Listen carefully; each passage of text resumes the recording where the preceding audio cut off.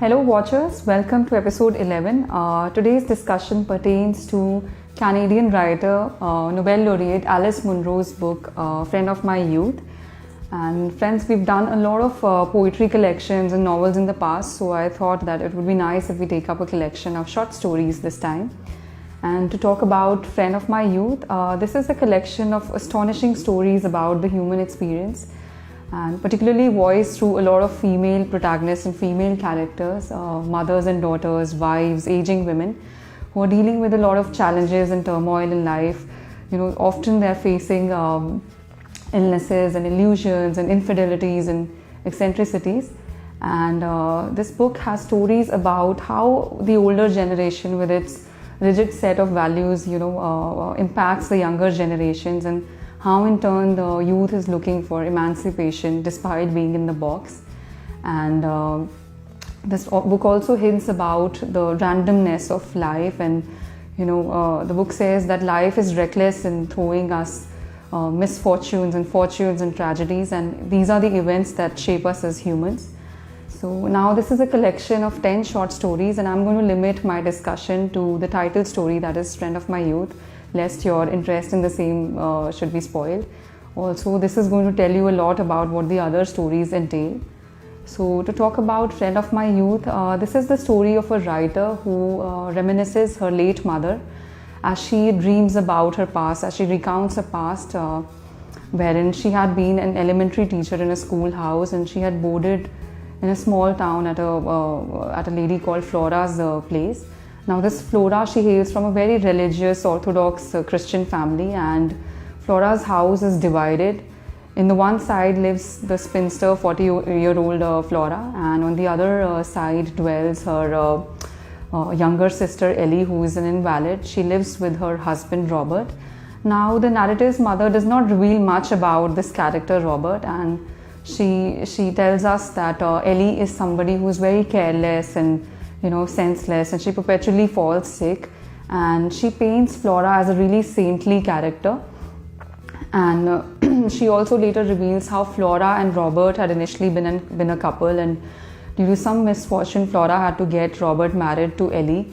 And despite this, she's not embittered. She still tends to the house and she takes care of Ellie and Robert.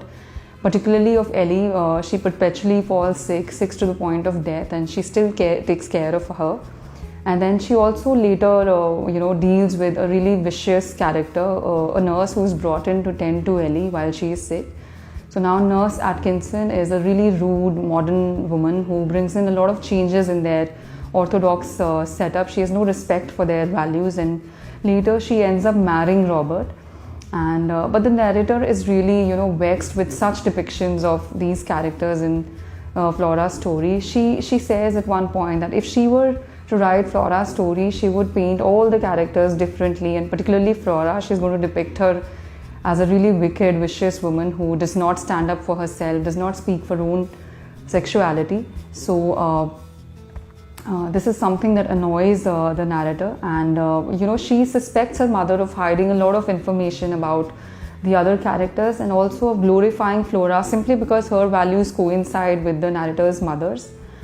But later the narrator confesses to her own disillusionment. She realizes that while her mother's narration had simply been a reflection of the progressive notions of her time, the narrator's stance on feminism and on Flora's story is a reflection of the fads and values of her generation.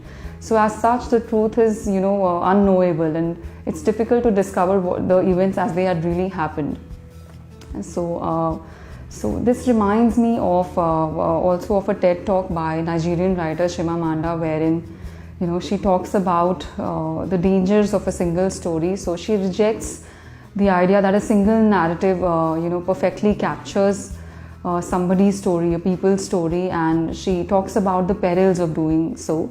So people are subjective in their opinions, and when they are being subjective, they reduce the story's content, and this is never a true depiction of what really happens in our life.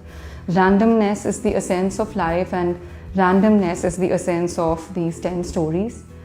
To sum up my review, I would like to say that most of us are exploring the West by reading writers from US and reading European writers, but our reading is incomplete without touching Canadian literature, and Alice Munro can be a good start point. I would also like to say that, like poems, short story is, you can say, is a greater indicator of the writer's prowess. It will give you a lot of food for thought. So I urge you to pick this book and let me know how you found it. Signing off, Geetika Kohli Amla at The Dispatch.